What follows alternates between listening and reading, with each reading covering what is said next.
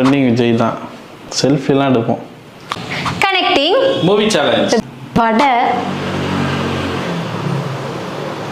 வட சென்னையா? பண்ணா கொம்பனா? ஆடு ஆடுகளம். Tick tick tikka? சரின்னு நான் பாட்டெலாம் பாட வந்தேன். கோவா